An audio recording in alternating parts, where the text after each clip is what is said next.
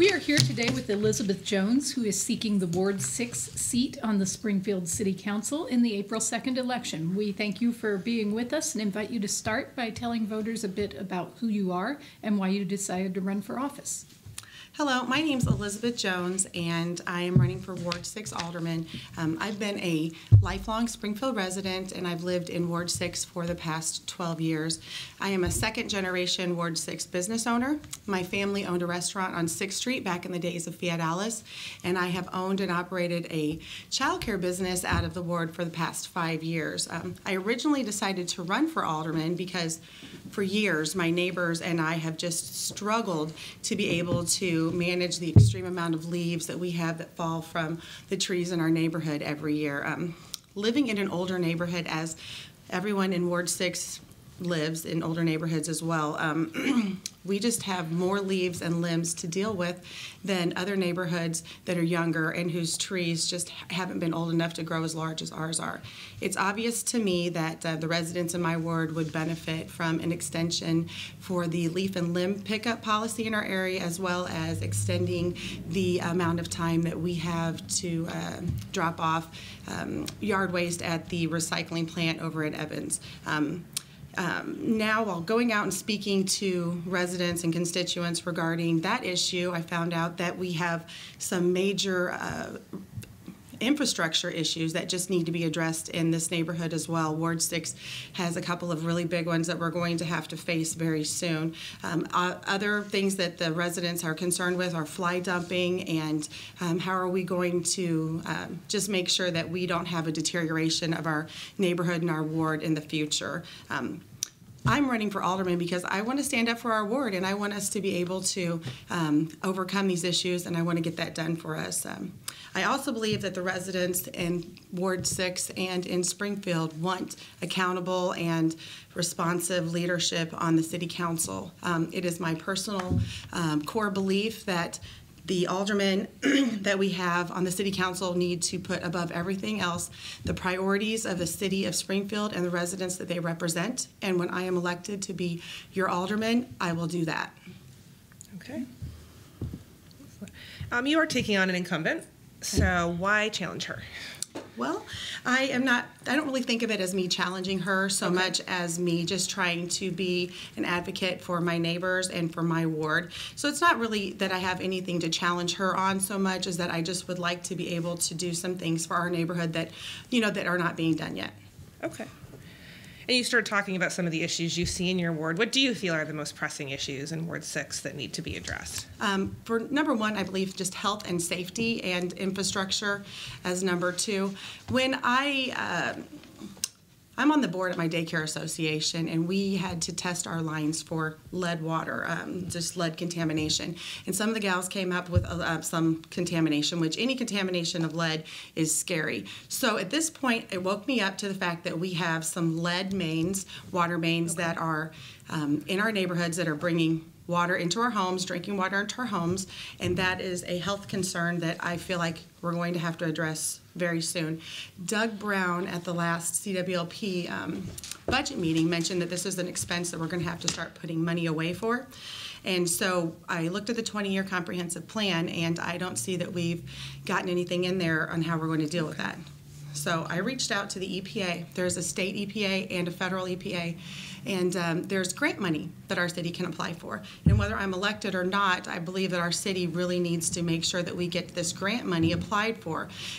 Because we own the utility, either way, as a resident, we're either going to have to replace the lines ourselves or we're going to pay for it in an increase from CWLP. So I would really like to see that happen. Another big infrastructure issue in our neighborhood, just around the corner from me, 4th Street has a sewer, and in Walnut, they have a sewer system that backs up into their home, and under the worst circumstances, that can even be raw sewage. These folks have been dealing with it for a very long time, and there's not been a fix yet. Some of the things they're concerned about is why did we repave over 4th Street and not fix the sewer underneath it first? So that's going to have to be ripped up, and we're going to have to fix that sewer, and then we're going to have to pay to have that redone. But I did look into the programs that we have available in our city. And there's a $3,500 matching grant from the city that if you do have to replace your portion of the sewer line, they will match you some money on that so you don't have to take that all on yourself. So those are just a couple of the big ones that I think we're going to need to address first. Okay. Citywide, we'd say one of the pressing issues facing Springfield is homelessness. How can the city council address this issue? You know, I have a heart for the homeless, and I know that there are a lot of people that just feel like the homeless people are out for money and they're sitting on the corners and they're afraid of them. But what the research shows that homeless people, that it costs less to house them than it does for us to just to continue, just for chronic homelessness is actually more expensive than for us to actually house them. So I think that we really need to take a strong look at revamping the entire system on how we're dealing with them. The other thing that I'm interested in doing is we have a Trash for Cash program in Springfield now, and I would be interested if the homeless people in our area could somehow cash in on that trash and somehow get some money, and then also if we could get some housing for them, if that could be something that they could transition away from being homeless, because statistically a lot of people that are homeless don't tend to stay homeless if they can get some sort of financial resources to get out of that situation. So I'd like to see us try to do something new, because I don't feel like what we're doing is working.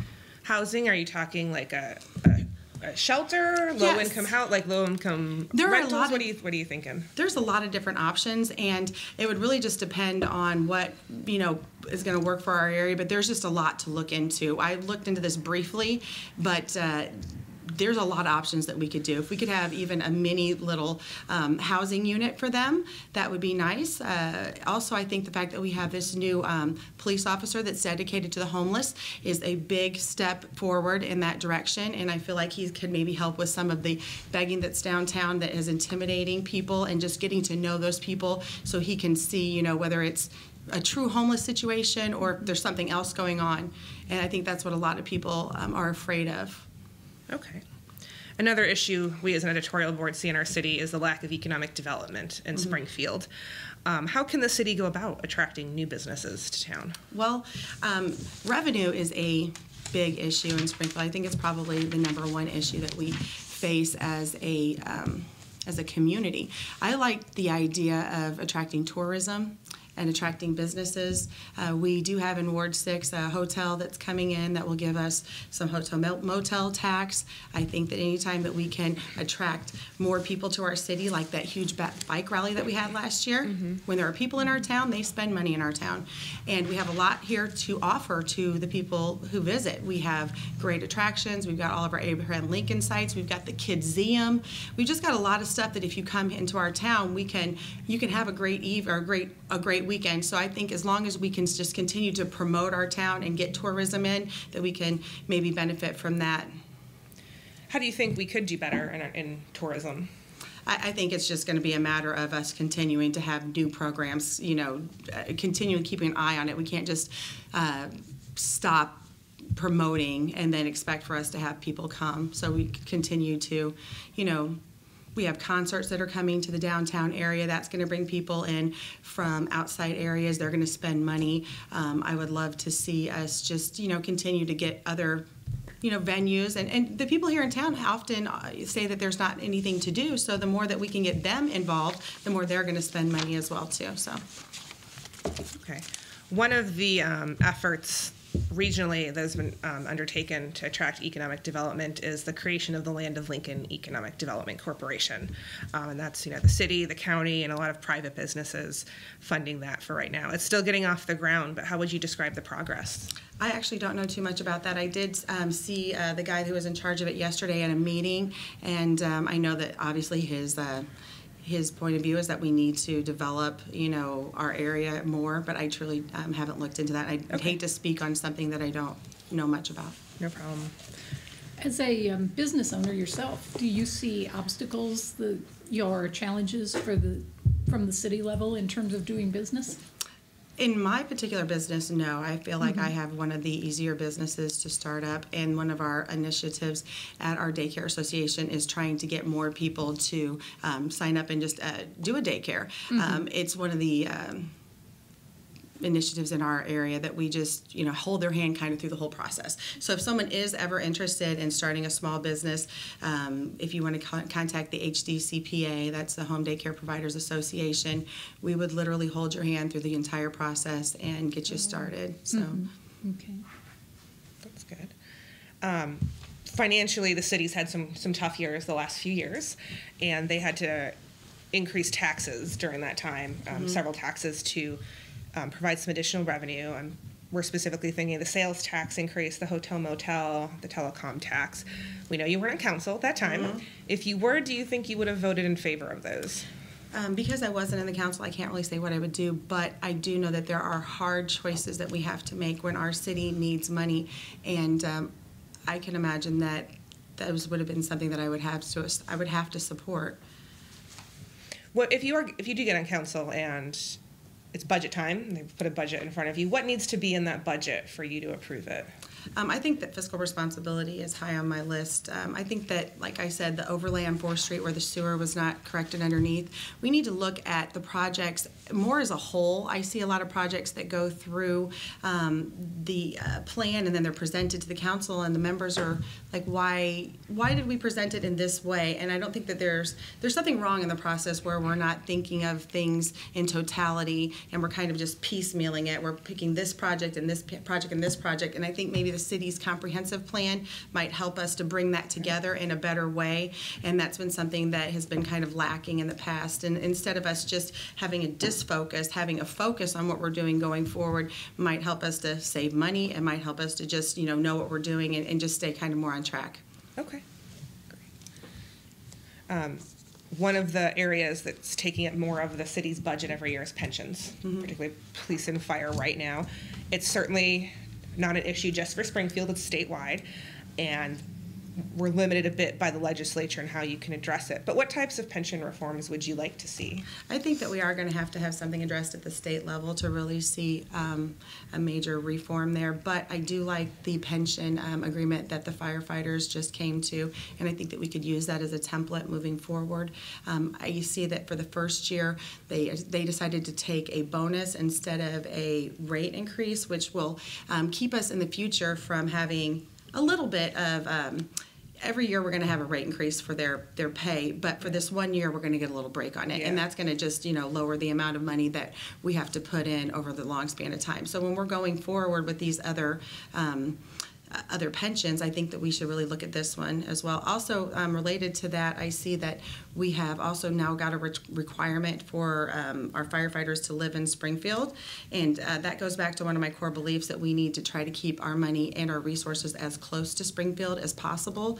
For the folks that have already been working there or at the city and they've lived outside of the city, then I understand that we need to grandfather them in, but if we can get wage earners to live in our city, I think we're at a -2 population increase at this point, and we need to do something that's going to attract these wage earners and good jobs. That's what's going to be. If it's union jobs, if it's city jobs, firefighters, anything like that, unions, those are good jobs. So if we can keep those good jobs here, hopefully we can keep the people here. Okay. Another big topic of the past year, 2 years, has been the Y block. What do you think should go on the Y block? There's been a lot of speculation on what you should do, and I have, been on all kinds of sides of this. Everything sounds like a great idea, but I think we need something that's going to create some revenue. When it comes down to it, the decisions that we make, being that revenue is such a big portion of what we're looking to do in our city just to generate revenue, for us to have a university presence there, that's not going to generate the type of revenue that something else would. However, I do believe that SIU would be very capable of putting something great down there that our residents would like, and I think that presence would be much appreciated in the area. But for me, I also would like to see if they could use or reuse some of the older buildings that we have downtown. That would also help us out. Anytime you're looking at renewing or just revamping an old building, we're going to get revenue from that too. If it's property tax or if it's a merchant, we're going to get some sales tax from that. So those old buildings, I really would like us to take a second look at what we have to offer before they do that. And a park is a great idea, but that's going to cost us money too. So I'd actually like to see someone come in that's going to take the cost from us and not end up leaving it with the city. It's like a mixed use building type thing? Sure, I'm kind of open to anything there that can bring revenue. Okay. So, but if it was the university presence, I don't think that that would be a bad thing, but my preference would be something that could, bring in some money. Okay. CWLP is an off talk about topic as well. What do you see as the pressing issues there, and how would you address them? Well, there's a couple of issues with CWLP that I think are super important. We are definitely waiting on the IRP, and we need to study that very closely before we make any decisions about how we're going to move forward. Once they close those other two plants, we're going to be doing something, and we really need to be aware of what the IRP has to say before we do that.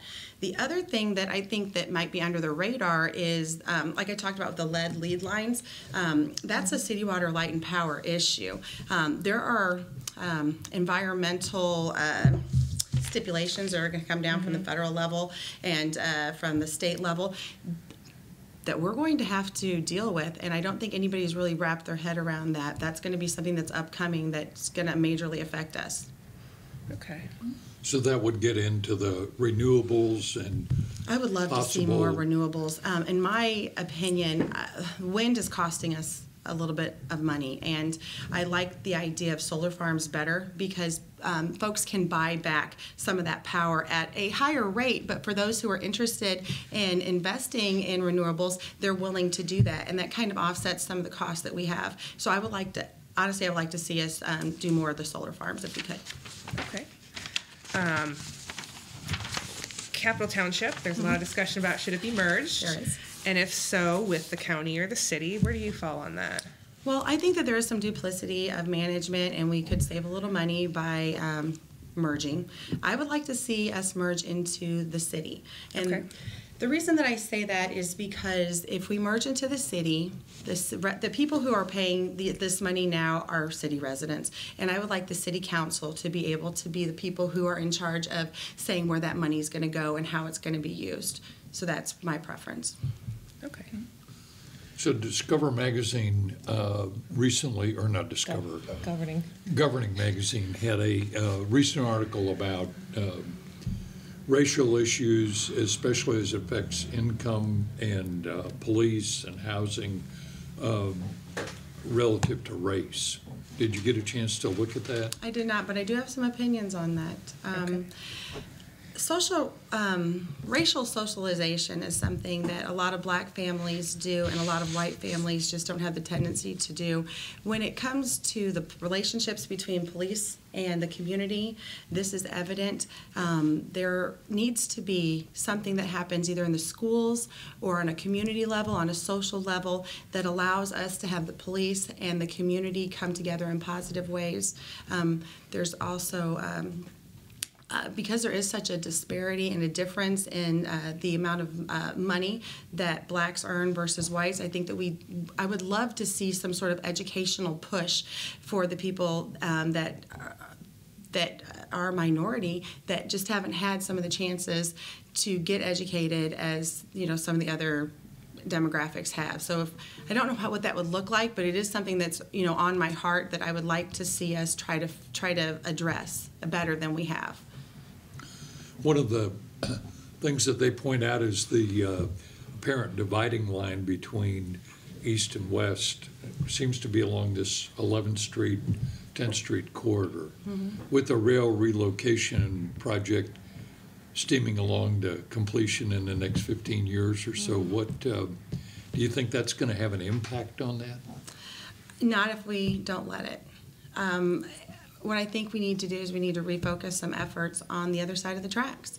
That side of town definitely does not get the development. It does not get the finances that the other side of town does. West side is where people are investing, and it's starting to kind of look very cookie cutter over there. I think that we have an opportunity to invest on the east side of our town if we wanted to do that, and I think we owe it to our community as a whole to serve not just one side of town, but to look at the whole town and see what we can do. You know, when some people are living very well and others aren't, it's hard to feel good about that. So how would your role on the city council, what would that be relative to these issues? I would look for businesses that are interested in moving out that way. I would look for development that's going to be something that follows along the lines of that comprehensive city plan, that we can fill in some of those places there where they need, you know, they've got so much vacant over there that we do have the opportunity to put some different things in there, and I just don't know if that's looked at first. I think the first place that they generally look is out west, so if we could just divert our eyes over to that other side of town and consider that, that would be great. Also, with the topic of minorities, I also feel like minorities are not represented well in our community on many of the boards. I feel like if we're not representing them, they're not getting their voice in, and then they don't have the opportunity to speak for themselves what they would like to have happen on their side of town. I mean, I've lived over there too, so it's not necessarily their side of town only, but if they're not included, their voice is not included. Okay. Well, we thank you, Elizabeth, for meeting with us today, and we invite you to give a closing statement as to why voters should choose you on Election Day. Okay.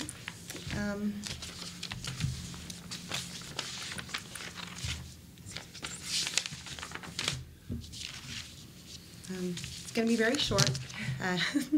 I just want to say that I believe that it is a responsibility of the City Council to represent the priorities of the people here in Springfield.